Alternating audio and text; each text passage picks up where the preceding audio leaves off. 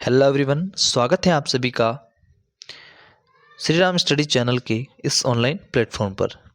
तो बिना किसी देरी किए चलिए वीडियो शुरू करते हैं। दोस्तों, हमने रावल शाखा के बारे में पढ़ लिया है। दोस्तों, रावल शाखा के अंतिम रावल या अंतिम राजा रावल रत्न सिंह थे।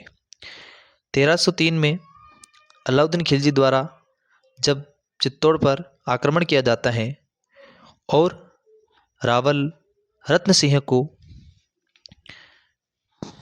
हरा दिया जाता है और उनकी उस युद्ध में मृत्यु हो जाती है।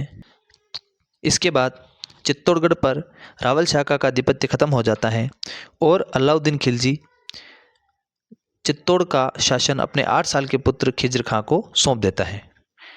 अब दोस्तों, इससे आगे की स्टोरी हम इसके अंदर पढ़ेंगे। दोस्तों, रावल राणा हमीर यह सिसोदिया राजवंश का संस्थापक माना जाता है। अब हम दोस्तों राणा शाखा के बारे में पढ़ेंगे कि राणा शाखा किस तरीके से चित्तौड़ पर आई और राणा शाखा के महायोद्धा कौन कौन थे।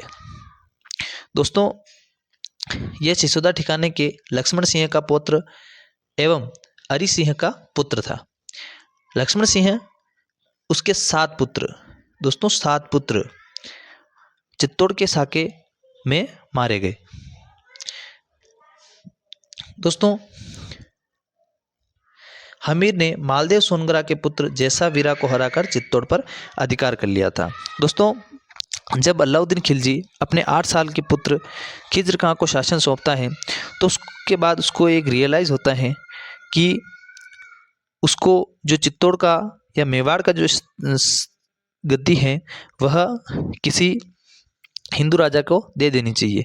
तो वह मालदेव सोनगरा जो उसका एक चहमान था उसको वो गद्दी सौंप देता है और अपने पुत्र खिज्र खां को पुनः दिल्ली बुला लेता है। तो दोस्तों,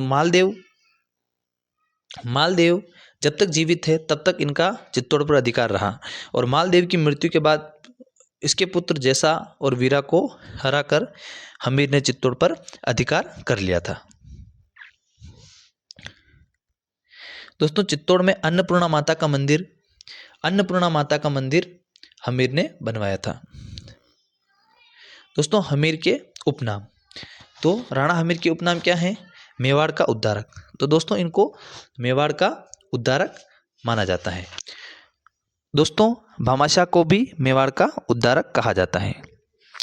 दोस्तों, इसको वीर राजा भी कहा जाता है। दोस्तों, जयदेव गीत गोविंद पर लिखी रसिक प्रिया लिखी किसने थी? तो महाराणा कुंभा ने। तो दोस्तों, इसमें महाराणा कुंभा ने हमीर को वीर राजा कहा था। इनको प्रबल हिंदू राजा भी कहा जाता है और प्रबल हिंदू राजा कहा किसने है? तो जेम्स टोड ने। दोस्तों, इनको विषमघाटी पंचानन, कीर्ति स्तंभ प्रस्तुति में इनको विषमघाटी पंचानन कहा गया है। अब दोस्तों,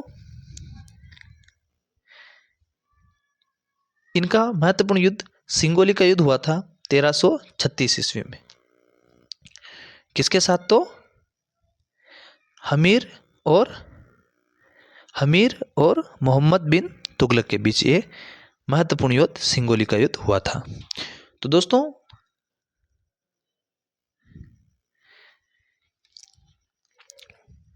बहुत बार इनके जीवन से जुड़े हुए प्रश्नों के बारे में कंपटीशन एग्जाम में पूछा जाता है। तो आई होप दोस्तों ये वीडियो आपने ध्यान से देखा होगा, आपने समझा होगा। अगर आपको समझ में आया है तो वीडियो को लाइक करें, चैनल को सब्सक्राइब करें। मिलते हैं दोस्तों नेक्स्ट वीडियो में, तब तक के लिए जय हिंद, जय भारत, वंदे मातरम।